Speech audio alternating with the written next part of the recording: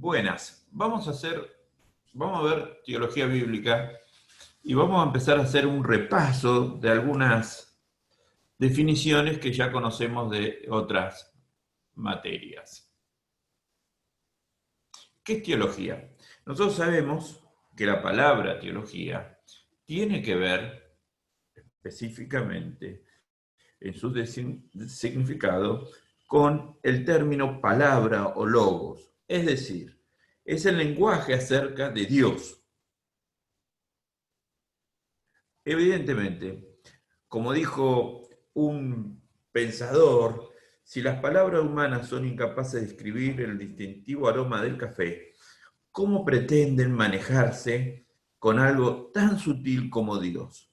Nos hallamos de entrada frente a una aporía, dificultad lógica que presenta un problema especulativo. Quizás la dificultad radique en nuestro punto de partida. ¿Sí? Es claro, ¿sí?, que teología es el discurso acerca de Dios y donde nosotros hablamos y tratamos de buscarle una definición. Ustedes van a tener como desafío, ¿no?, entender y comprender en el diálogo teológico cuáles son sus áreas, limitaciones y su método teológico. Queda claro que teología es pensar y definir a Dios desde un aspecto determinado que tenemos por delante. La materia es ¿qué es teología bíblica? La teología bíblica parte de la ciencia que representa sistemáticamente el contenido doctrinal de la misma. Puede ser total, por autores o por temas. En primer lugar, es obvio que ante todo señala la verdadera teología del Antiguo y Nuevo Testamento en forma de una exposición directa. Podría decirse que cualquier teología, en segundo lugar, que saca sus materiales de la Biblia y que trata de ser fiel a la norma bíblica, es teología bíblica. En la teología, en tercer punto, moderna, existe un movimiento distintivo que se describe a sí mismo como teología bíblica. Es interpretar las detalladas afirmaciones y libros de la Biblia en términos de sus propios trasfondos y presuposiciones, más bien que en los que podamos sacar de otras fuentes. ¿Sí? Nosotros tenemos ahí lo que es teología bíblica, lo que evidentemente dice el Diccionario de Ciencias Bíblicas, parte de la ciencia bíblica que representa sistemáticamente el contenido doctrinal de la misma, que pusimos al principio y que yo quisiera remarcar de nuevo. Es importante entender cuáles son los beneficios de esa teología bíblica. Podemos encontrar tres beneficios. Es un beneficio evidente haber desenmascarado todas las suposiciones extrabíblicas que tanto condicionan nuestra lectura bíblica. Otro beneficio es haber recapturado el sentido de la unidad de la Biblia en medio de toda la diversidad que claramente despliega. Y el tercer beneficio está en el redescubrimiento de la pertinencia y poder de los grandes teólogos bíblicos del pasado, tales como los padres y los reformadores.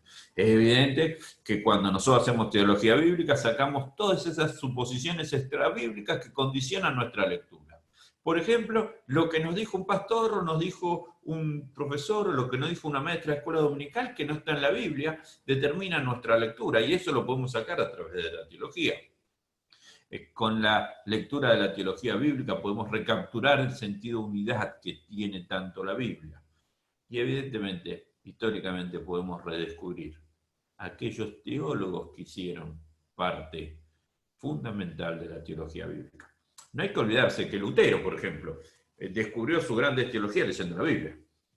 ¿Sí? Cuando él se encontró con frente a la carta de Romanos, hizo un cambio teológico que fue el cisma que trae la Reforma. Y así podemos hablar de los anabautistas y diferentes pensadores que gracias a una teología bíblica pudieron descubrir grandes verdades. Ahora, ¿cuáles serían los errores?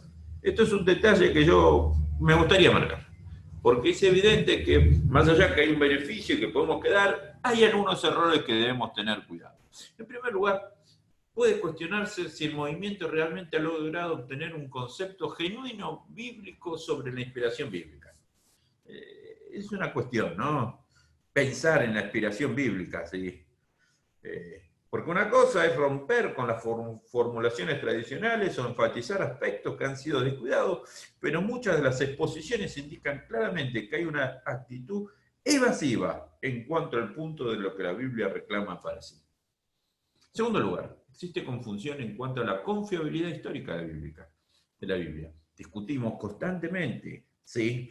Podría considerarse que la Biblia no afirma haber escrito una clase de historia como las que escribieron historiadores del siglo XIX. Quiero remarcarte algo, detalle fundamental.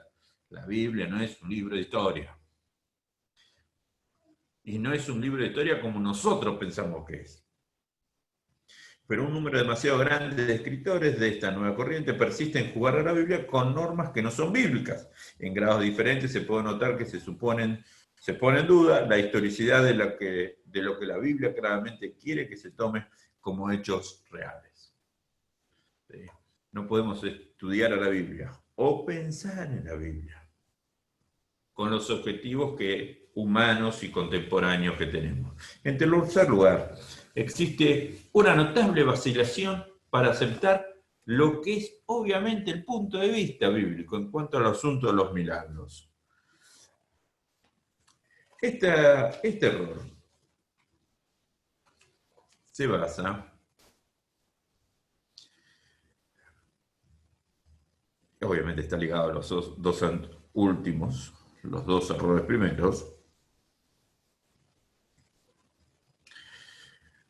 en que no podemos tratar de obtener una teología bíblica genuina a menos que aceptemos el punto de vista del Nuevo Testamento sobre que Cristo nació de una virgen y de que su tumba quedó vacía. No es bueno arreglar esferas de influencia entre un mundo científico de hechos y un mundo teológico de la encarnación y de la resurrección. Si la palabra se hizo carne y si la resurrección significa la resurrección del cuerpo, entonces la obra de Dios es una obra de historia. Por tanto, en este punto es que debemos escoger entre una comprensión materialista o bíblica. No podemos discutir la existencia o no de los milagros. Si yo dudo de algunos milagros, entro en una crisis que no estoy haciendo teología bíblica. Por ejemplo, discutir si algo sucedió o no. Yo desafío en este momento a que podamos entender y estudiar esto. ¿Existe algún camino hacia una teología bíblica genuina que pueda revitalizar nuestro pensamiento y acciones? Yo creo que ahí me gustaría que hagamos un alto. Después vamos a ver en la próxima la historia de la teología. ¿Sí?